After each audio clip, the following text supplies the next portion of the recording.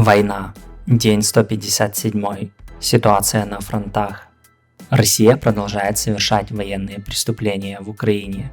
Ее солдаты издеваются и убивают пленных украинских военных. И все это выкладывают в сеть, дабы спровоцировать украинцев на ответную жестокость. Также вчера россияне убили пленных азовцев в Еленовке. Разумеется, они заявляют, что это произошло в результате украинского обстрела. По версии России, Украина настояла на том, чтобы пленных перевели именно в это СИЗО, что, разумеется, Россия и сделала. Она же всегда послушно выполняет просьбы Украины. Потом Украина, якобы зная точные координаты, обстреляла колонию.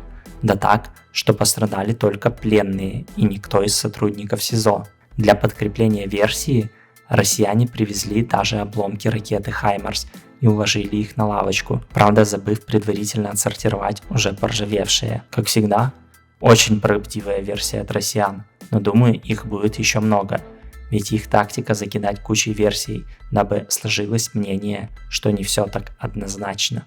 Альянс Свободы.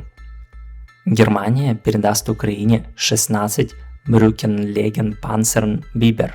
С некоторых ракурсов это может выглядеть как немецкая вундервафля, но на самом деле это мостоукладчик на шасси танка Леопард-1. Вместо башни у него система возведения моста.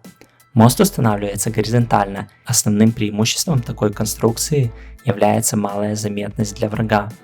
Мост состоит из двух пролетов по 11 метров. Ним можно преодолевать препятствия шириной до 20 метров. Максимальный вес техники, которая может проехать по мосту, 52 тонны для колесной и 45 для гусеничной. Скорость укладки моста 3 минуты. Поставка данной техники поможет в дальнейшем контрнаступлении украинских сил. Восток. Из Белгорода продолжают наносить ракетные удары по Харькову.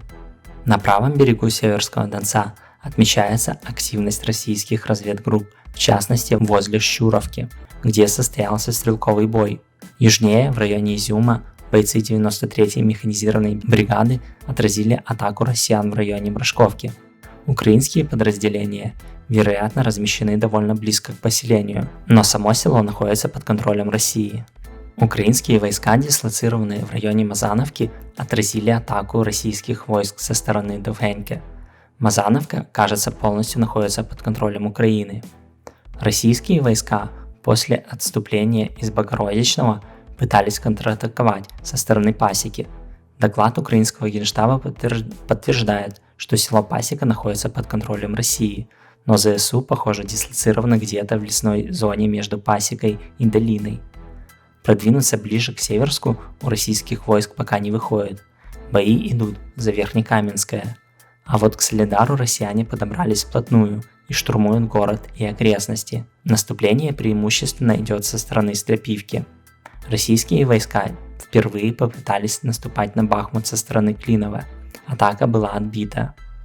Группа Вагнера частично отступила от вершины из-за невыгодного положения. В настоящее время они контролируют восточную часть села.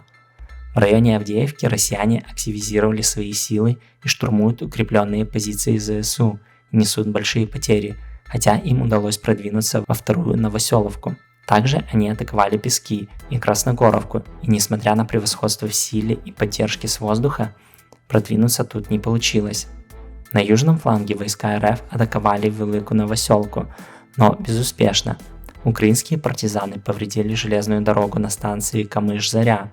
Также этой ночью сообщается о большом количестве взрывов на российских складах боеприпасов в Херсонской, Запорожской, Донецкой и Луганской областях. Юг. Россияне продолжают наносить удары по Николаеву. Вчера в результате обстрела автобусной остановки погибло 5 человек. Учитывая количество переброшенных войск на это направление, причем наиболее боеспособных и регулярных частей российской армии, похоже, российское командование задумало не то, что удержать Херсон, а даже пойти в контратаку. Хотя, имея столь сложную логистику, увеличение войск на правом берегу ставит их в сложное положение. На юге области бои продолжаются за Киселевку, Миролюбовку и Александровку.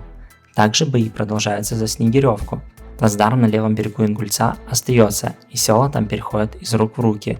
Давыдов Брод, например, контролируют россияне.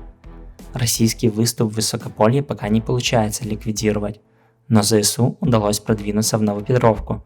Также бои идут за Архангельское. Спасибо за просмотр, не забывайте ставить свои лайки, комментарии, обязательно подписка и колокольчик.